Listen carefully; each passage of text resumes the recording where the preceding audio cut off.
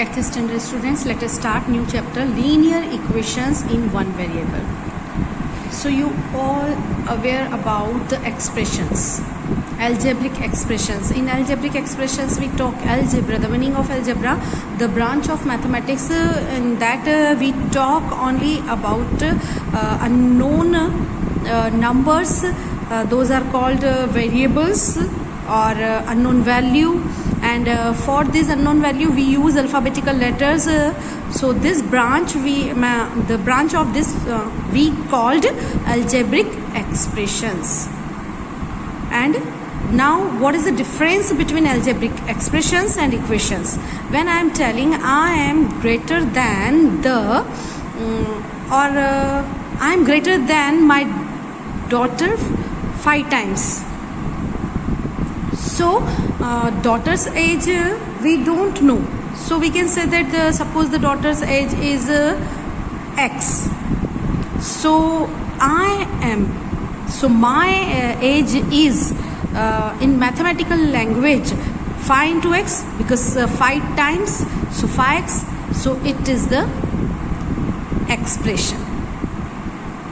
And in expressions we see monomial, binomial, trinomial, and then more than 3 terms. You can see in any expression there are 3 terms, then trinomial, but here are 4 terms, so polynomial we can say that. Okay, but when we put equality sign between left hand side and right hand side also, right hand side is having some value and we are putting equal sign, then we called it an equation. Suppose that if I am telling you I am greater than 5 times of my daughter's age and my age is 25 years,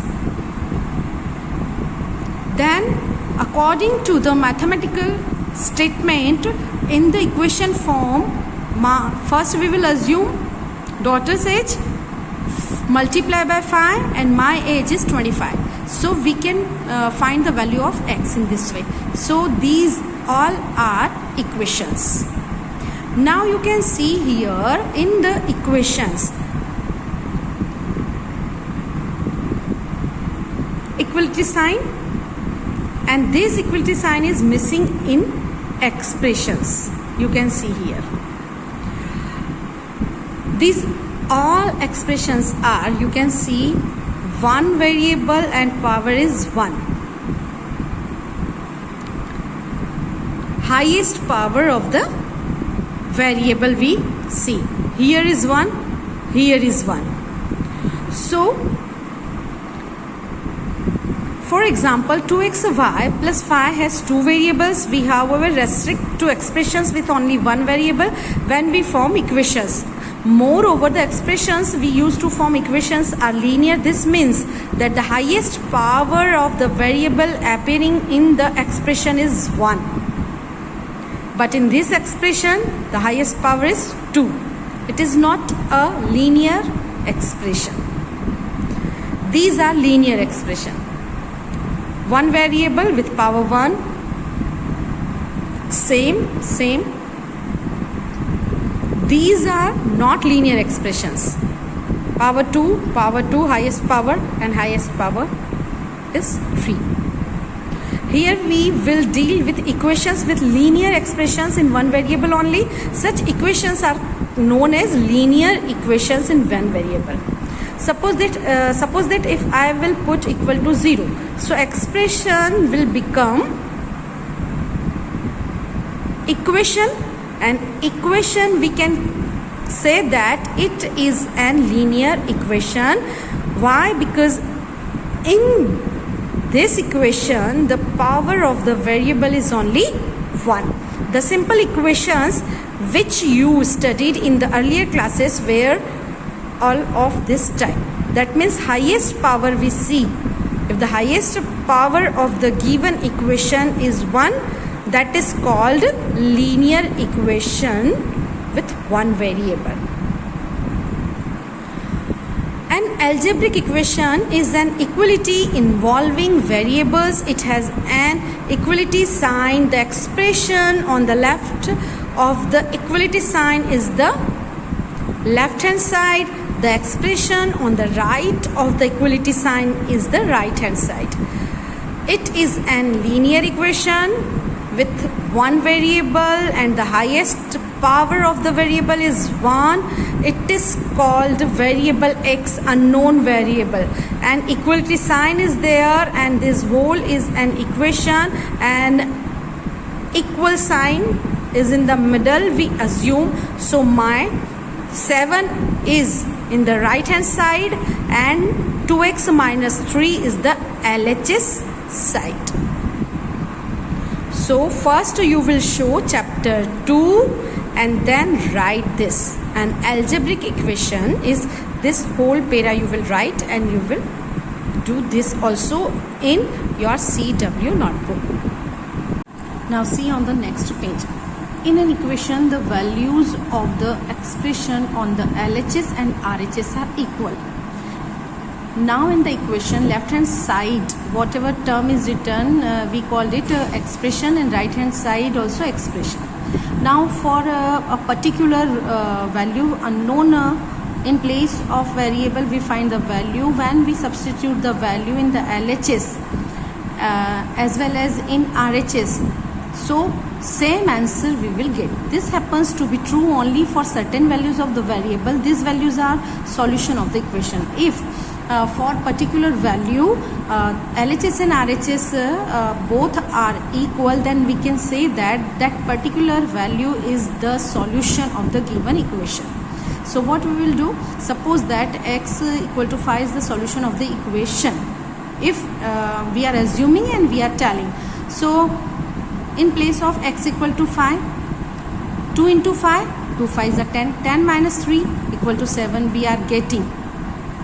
So x equal to 5 is the solution of the given equation. Now substitute another value, suppose that 10 according to this example. So 10 to the 20, 20 minus 3, 17. 17 is not equal to 7. So x equal to 10 is not the solution of the given equation. Clear?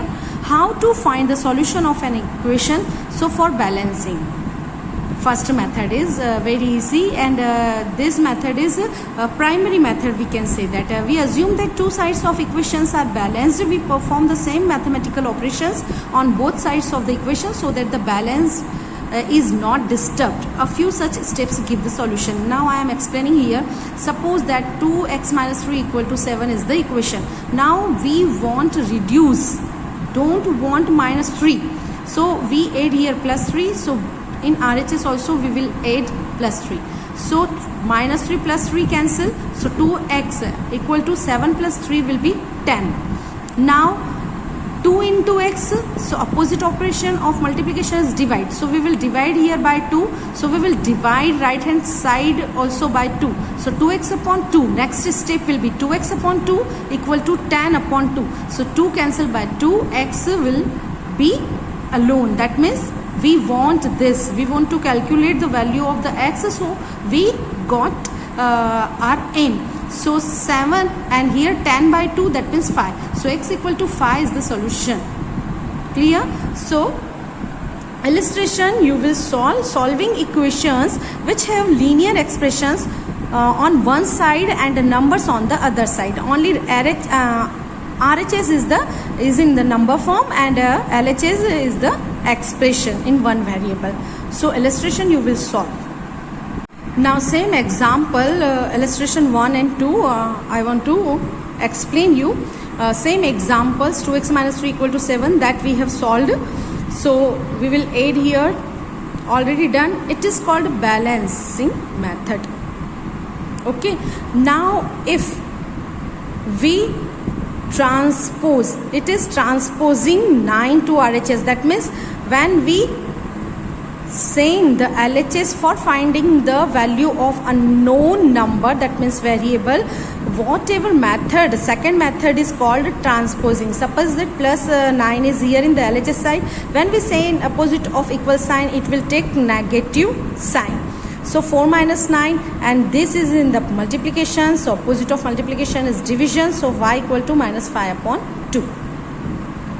So this I will solve in exercise 2.1 only few example by balancing the method, and then standard method is transposing. So by transposing I will solve, and by balancing the LHS and RHS, that method you will solve. Okay. First I am explaining balanced method. In balanced method what we do, given equation x minus 2 equal to 7. So we don't want, for finding the value of variable, we want to keep this variable alone. So what we will do, separately we will keep. So by adding 2 both the sides, x minus 2 plus 2 equal to 7 plus 2. Whatever value we are giving to LHS, we have to give to RHS. So minus 2 plus 2 cancels, so x equal to 9 is the answer. Now by transposed method, given equation x minus 2 equal to 7, here same, separately we will keep. Okay, so x equal to, when minus 2 will go opposite of equal sign, it will take plus sign. So 7 plus 2 is equal to x equal to 9. So all the sums I will solve by this method, and you will solve in rough notebook by this method, and homework you will send on my personal WhatsApp number. Only first question you will solve in your CW notebook by both the method.